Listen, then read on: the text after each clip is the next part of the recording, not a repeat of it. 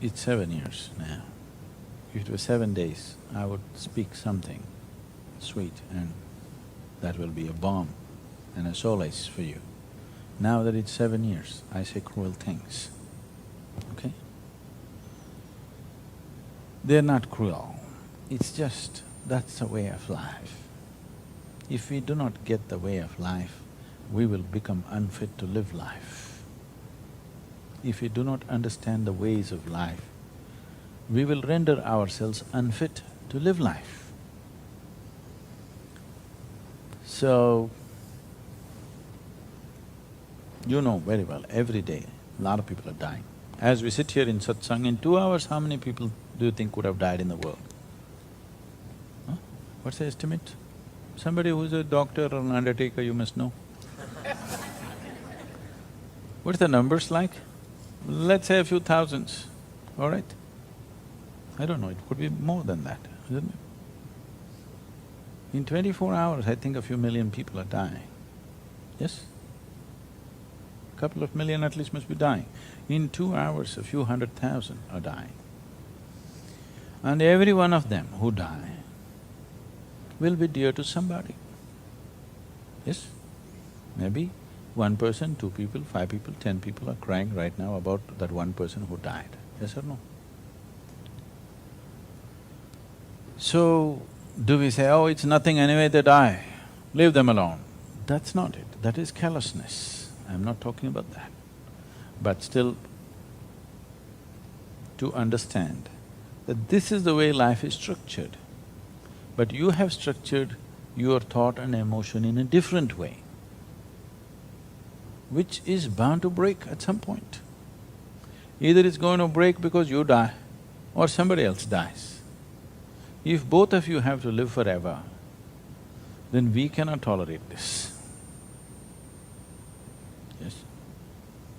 Can you tolerate a whole lot of people who are attached to each other, they never die? Can you tolerate this? It will happen invariably. The only thing is we wish that everybody has a complete cycle of life and die, that's our wish. But what is a complete cycle of life?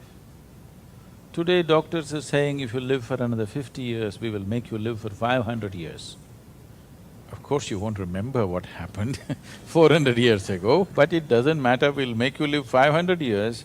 Only thing is, you must have tubes and pins and needles and connect it to you wherever you go, but you live for 500 years. You know they're saying this? Some of the doctors are saying, now they can manufacture extra spare liver, spare kidney, spare heart with stem cells and keep it ready for you if you have the money. Even now it can be done. Only thing is like yesterday or day before I was talking to a doctor who's very involved in this, he said, see, we can grow a spare liver for you right now, but only thing is we cannot fully control that. It is possible that your liver have teeth. How is it your liver biting you from inside? Really, this is exactly what he said, that your liver may develop teeth, actually dentures, because in the stem cells, we cannot control that. Your heart may happen, but it may have a nose and it wants to breathe, not only just beat. Then you have to open up a small hole for it to breathe. Like this, I'm saying you can stretch it. But nobody is talking about never dying, okay? Instead of 50 years, we said 100. Instead of 100, we said 160 with yoga. Now they're saying 500 we will do with spare kidney, spare heart, spare liver, everything done.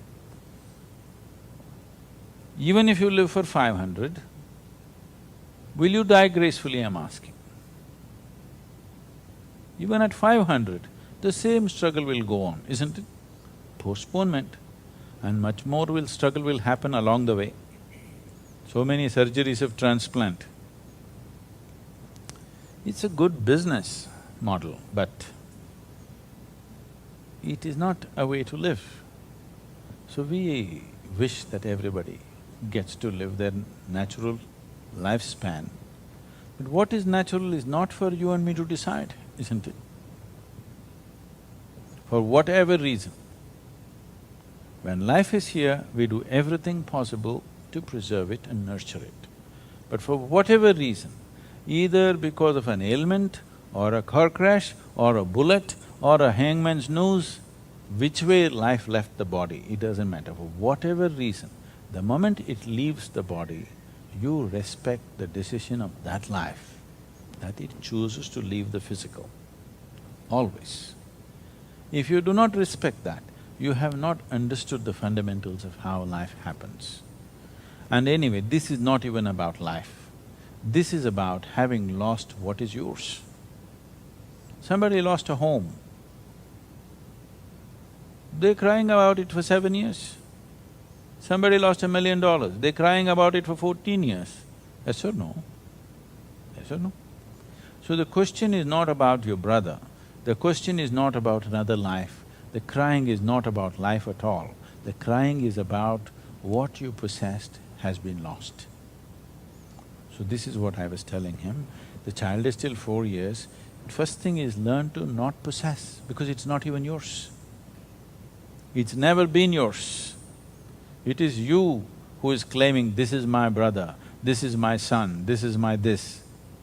As a relationship, you can say, okay, this is my somebody. But you believing this is mine, and if you lose it, you're broken, is not compatible to the way life is structured.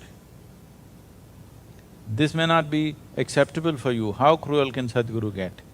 It's not me, this is the way creation is. Either you see it and be in tune with it and make maximum out of life, or you don't see it and cry about everything that happens. So, this is the most important thing that you do as a child. In India, the only reason, now they have for different reasons, the only reason why they wanted to have a son is because in your old age, he will remind you about your spiritual responsibility. He will remind you about your mukti, your liberation. And if you don't get it in your life, he will facilitate it even after you're dead. Just for this one reason, everybody wanted to have children. So, I'm saying that is your fundamental duty to one who delivered you, who brought you to life, to remind her about the nature of life and tell her what is the most important thing. You are not the most important thing in her life. She has to find her ultimate nature, that is the most important thing.